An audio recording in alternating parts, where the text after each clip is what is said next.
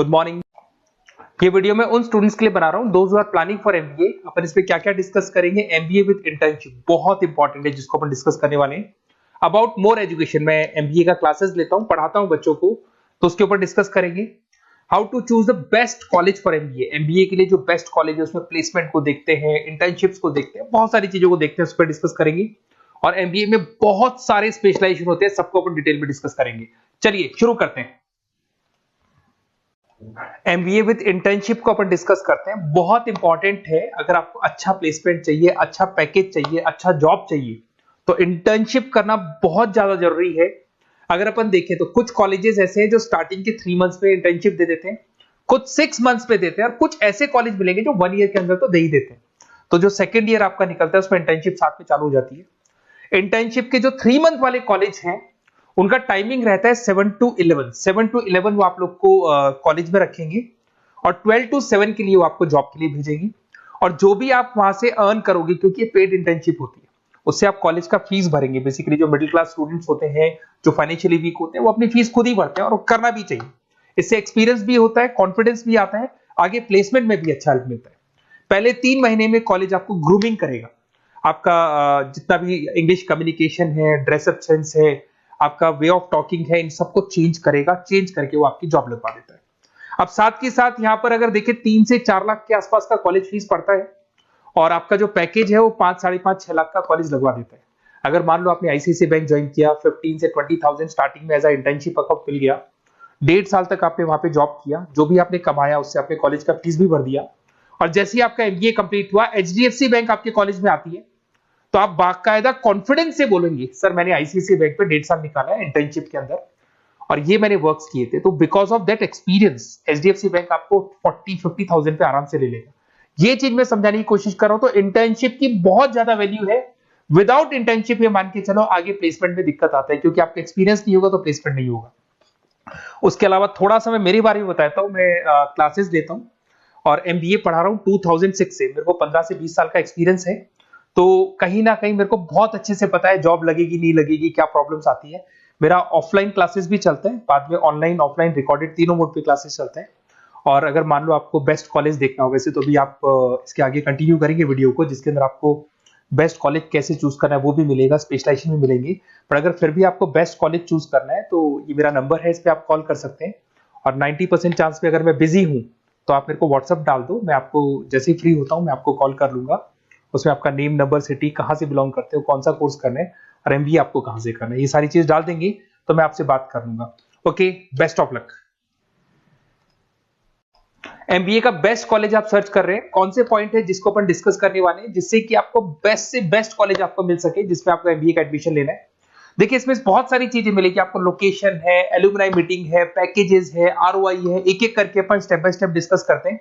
सबसे पहले आपका आता है प्लेसमेंट रिकॉर्ड। सबसे इंपॉर्टेंट ये है, आप एमबीए कर रहे हैं, ये आपका लास्ट स्टडीज है, इसके बाद बच्चा क्या करता है, कहीं ना कहीं प्लेस होता है, तो वो अपना जॉब को सिक्योर करने के लिए ऐसा कॉलेज ढूंढेगा जहां पे 100% प्लेसमेंट उसको मिले।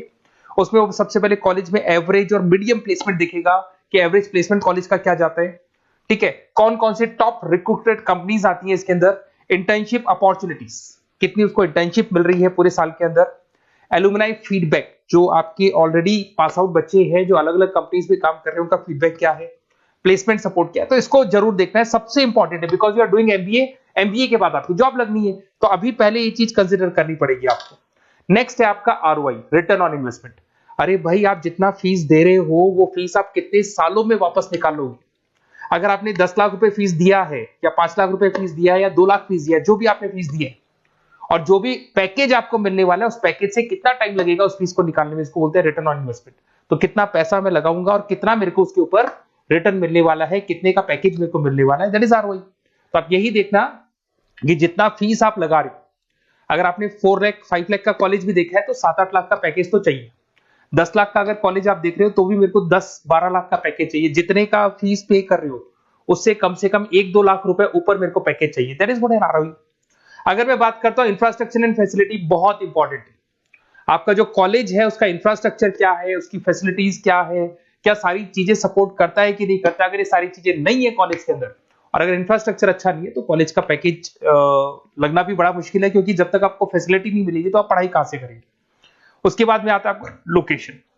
कॉलेज सेंट्रलाइज लोकेटेड होना चाहिए सिटी के अंदर। तो आपका जिस सिटी में आप एडमिशन ले रहे हो वहां पे सेंट्रलाइज लोकेटेड होना चाहिए कॉलेज, जिससे कि आपको जिस कंपनी में इंटर्नशिप करने के लिए जाने वो कंपनी आपके लिए अप्रोचेबल हो। अगर वो अप्रोचेबल कंपनी नहीं होगी तो कोई मतलब ही नहीं है, मान के चलो, क्योंकि इंटर्नशिप आपको हाफ डे आप इंटर्नशिप पर रहेंगे तो अप्रोचेबल लोकेशन होना चाहिए आपका।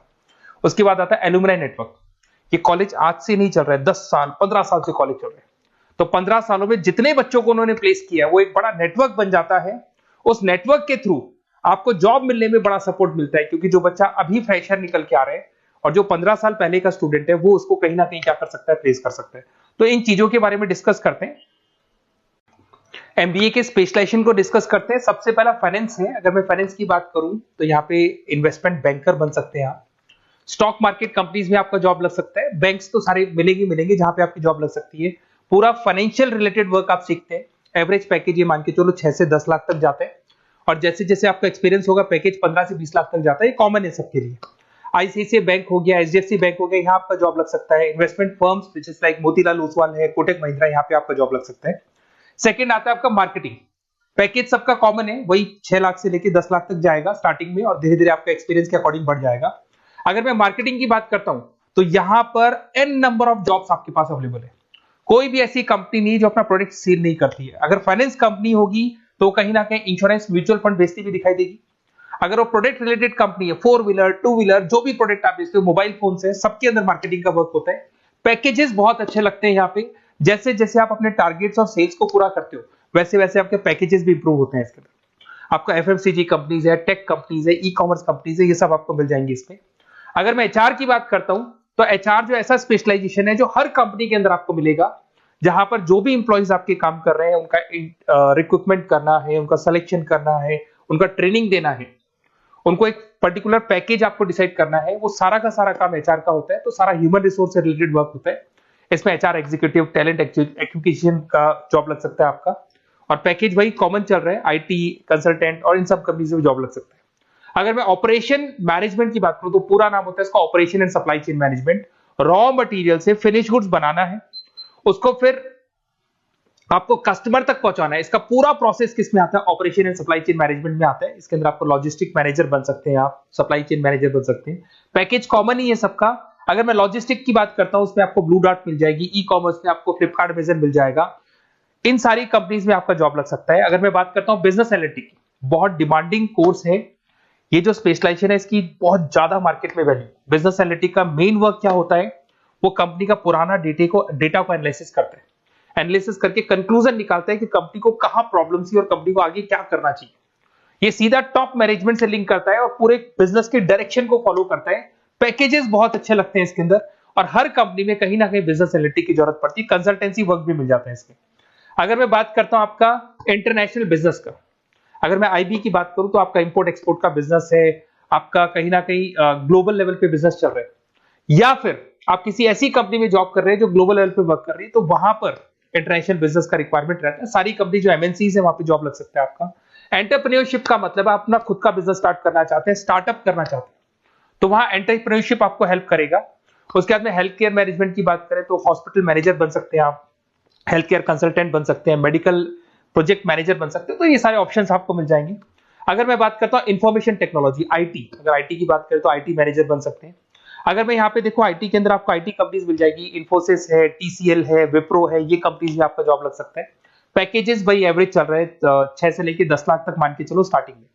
अगर मैं रिटेल मैनेजमेंट की बात करता हूँ, store manager, category manager, retail operation manager, यहाँ पे आपकी जॉब लग सकती है। इसमें सारी की सारी आपको जितने भी रिटेल स्टोर्स की कंपनीज है वो मिल जाएंगी। डीमार्ट हो गया, उसके बाद बिग बाजार हो गया, यहाँ पे आपका जॉब लग सकता है। उसके बाद में आते हैं अपन हॉस्पिटलिटी मैनेजमेंट। अगर मैं हॉस्पिटलिटी मैनेजमेंट का बात करूं, आपका घूमने का बहुत शौक है, आपको होटल मैनेजर बन सकते हो, इवेंट मैनेजर बन सकते हो, टूरिज्म कंसल्टेंट बन सकते हो, तो ये सारी जॉब्स पे अवेलेबल रहती है। और यही पैकेज आपका 6 से लेके 10 लाख तक का जाता है इसमें। इसके अंदर हॉस्पिटल के अंदर आपको हॉस्पिटलिटी मैनेजमेंट में ताज होटल, ओबराई में जॉब लग सकता है। ट्रेवलर्स के अंदर आपका थॉमस कुक के अंदर आपकी जॉब लग सकती है। इवेंट मैनेजर के अंदर आपकी जॉब लग सकती है। तो बहुत सारे ऑप्शंस आपको यहाँ पे अवेलेबल होंगे। उसके बाद में लास्ट है आपका रूरल मैनेजमेंट। बहुत से लोग हैं, जैसे एक कॉलेज है IIRM करके मिलेगा, इंस्टीट्यूट ऑफ रूरल मैनेजमेंट।